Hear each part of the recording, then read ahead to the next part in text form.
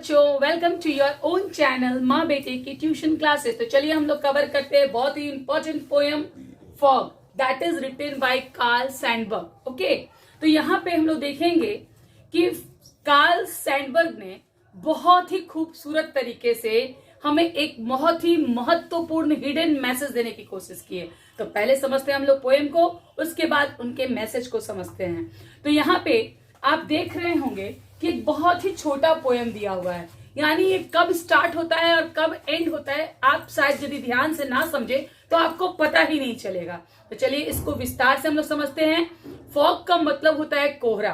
Okay, तो कैसे हम लोग देखेंगे कि हम लोग सोए हैं और जब सोकर हम लोग जगते हैं तो देखते हैं अचानक से पूरा आसपास कोहरा टाइप में छाया हुआ है ना, यानी पूरा धुंधला धुंधला दिखेगा, पूरा धुंध हो जाता है मौसम, और कुछ देर रहने के बाद फिर वो मौसम एकदम क्लियर हो जाता है धूप निकलने के बाद। ओके, तो वही चीज समझते हैं हम लोग कि कैसे फॉग के बारे में कार्ल सैंडबर्ग ने ये समझाया है कि फॉग अचानक से आता है और पूरी सिटी को कवर कर लेता है, और कुछ देर रहने के बाद, ठहरने के बाद जब सब कुछ धुंध दिखने लगता है तो वो अचानक से गायब हो जाता है ना।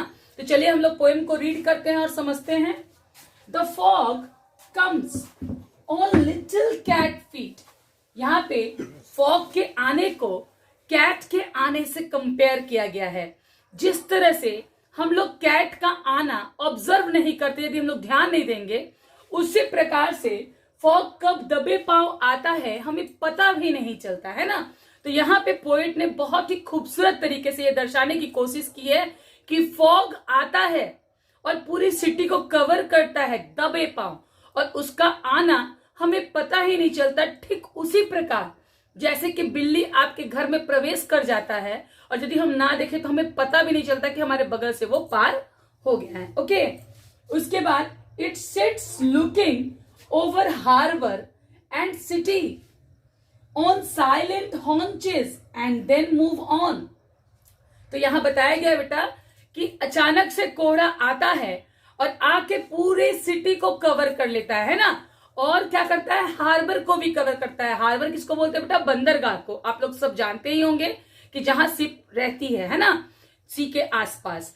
तो यहाँ क्या बताया गया कि यहाँ आता है कोहरा धीरे से दबे पांव और आके पूरे सिटी और हार्बर को कवर कर लेता है और चारों तरफ धुंध फैल जाता है। ओके, और ब्लर दिखने लगता है हर कुछ। और उसके बाद क्या होता है, वो हॉन्चे से बैठता है, जैसे कि बिल्ली बैठती है ना घुटने को फोल्ड करके, ठीक उसी प्रकार कोहरा आके दबे पांव बैठता है और पूरे सिटी को कवर कर लेता है। और फिर क्या होता है, एंड देन मूव्स ऑन, और कुछ देर ठहरने के बाद वो क्या करता है, धीरे से चला जाता है जैसे धूप निकलती है। तो यहां बताया गया है बेटा, बहुत ही खूबसूरत तरीके से पोएट ने यह मैसेज दिया है हमें कि कभी भी लाइफ जो है उसमें कोई भी चीज स्थिर नहीं रहता। लाइफ जो होती है वो, इसमें ब्यूटीफुल चीजें भी मिलेगी और मिस्टीरियस चीजें भी मिलेंगी, है ना। तो हमें अपने हालात को देखकर घबराना नहीं चाहिए। यदि दुख जीवन में आता है तो सुख भी जरूर आएगा। कोई भी चीज स्थायी ढंग से एक जगह नहीं रह सकता। तो हमें क्या करना है, हमें साहस अपना इकट्ठा करना है और बहुत ही ब्रेवली उस समय को पार करना है, बिना घबराए, बिना डरे। और हम देखेंगे कि हमें सुख का किरण भी जरूर दिखाई देगा और सुख भी हमारे जीवन में जरूर आएगी। यानी जीवन में कोई भी चीज स्थायी नहीं होता, ठीक उसी प्रकार जैसे कि कोहरे का रहना स्थायी नहीं होता हमारे जीवन में। चलिए हम लोग वर्ड मीनिंग्स को देखते हैं। ठीक है, फॉग, फॉग मतलब हिंदी में होता है कोहरा, और इसका इंग्लिश मीनिंग हुआ, it is a thick cloud of tiny water droplets present in the atmosphere specially in winter season. तो कोहरा कब दिखाई देता है मेरे प्यारे बच्चों? विंटर सीजन में दिखाई देता है।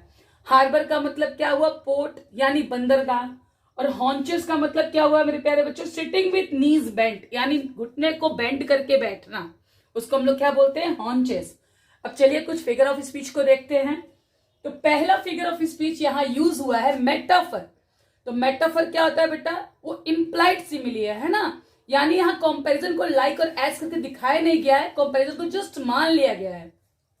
तो यहां देखेंगे कि फॉग को किससे कंपेयर किया गया है मेरे प्यारे बच्चों? कैट से। ओके, नेक्स्ट देखेंगे इंजैममेंट। तो इंजैममेंट कहाँ यूज हुआ है बेटा, इट से लेके मूव्स ऑन तक जो पैरा चल रहा है, जो लाइन चल रही है, उसमें कौन सा फिगर ऑफ स्पीच यूज हुआ है, इंजैममेंट का। नेक्स्ट देखेंगे पर्सोनिफिकेशन, यानी फॉग को बताया गया कि वो आता है दबे पांव आके बैठ जाता है, यानी sitting it is personified. Okay, और नेक्स्ट यहाँ पे कोई भी राइमिंग स्कीम इस्तेमाल नहीं हुआ है, ये पोएम जो है वो फ्री वर्स में लिखा गया है। Hope you understand, and if you like it please comment and subscribe my channel.